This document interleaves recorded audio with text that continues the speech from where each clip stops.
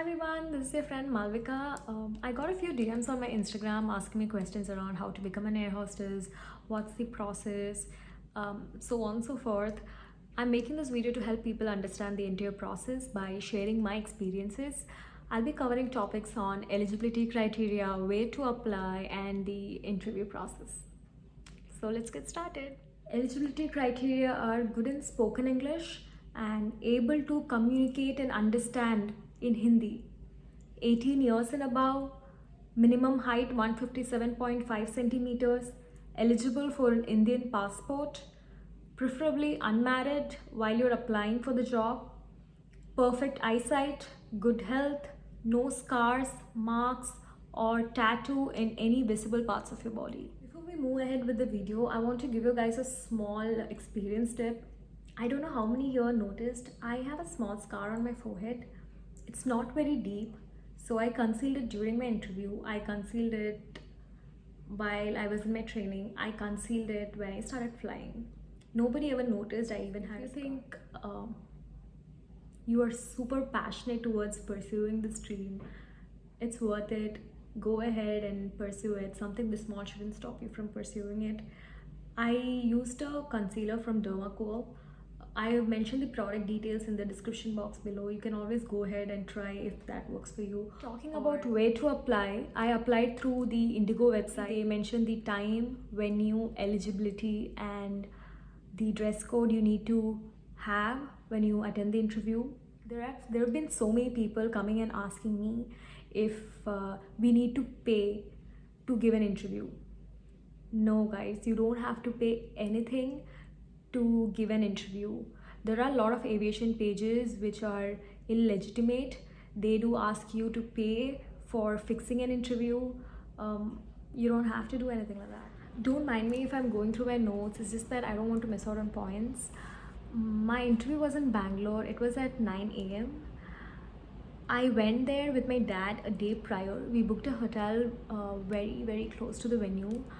It is also a tip that if you're not from the same city, it's good to travel a day prior because you don't know how the traffic is going to be. It's a new place, and knowing the next day is going to be very hectic, you don't want to look tired, and a good night's sleep before the interview is very important.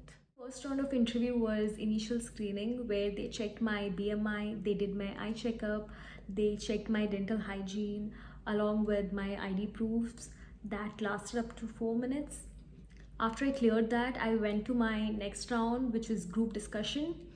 I was put in a group of 5 people, and our topic of discussion was demonetization, which was the hottest topic then in India. Tip time. All right.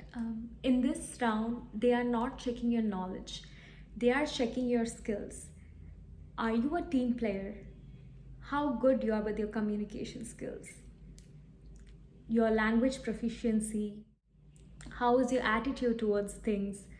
They are gonna check a whole lot of skills required for an air hostess. So be prepared. So after I cleared my group discussion, they sent me for my personal interview, which was a one-on-one session that lasted up to 5 minutes.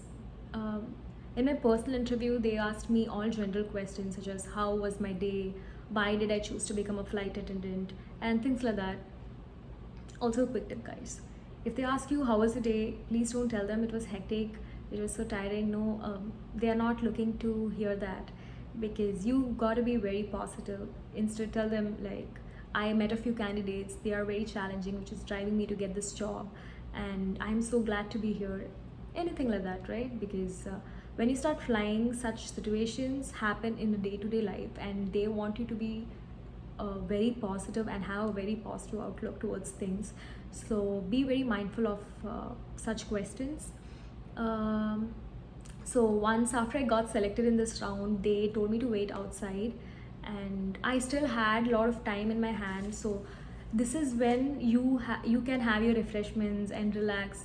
I still feel bad I didn't get enough refreshments with me on that day. Anyways, because you still have the candidates who are waiting behind you to finish their interview, so you still have a lot of time in your hand to relax. after everybody completes is when the interviewer will come out. And I remember she came out, she gave me my offer letter. No, I still remember, that was so beautiful. And then she explained me all the terms and conditions, and she also explained me the further process of getting in, and with the training and everything like that. So yeah, I wish all the very best for the candidates who are planning to apply for the position. I really wish and hope this was helpful. And I've also mentioned all the links and things I've known of in the description box below. Please do check that out. And thank you so much for watching. Please be sure to like, share, and subscribe. If you guys have any suggestions for me, please do drop in the comment box below. And I will see you guys in my next video. Until then, bye bye.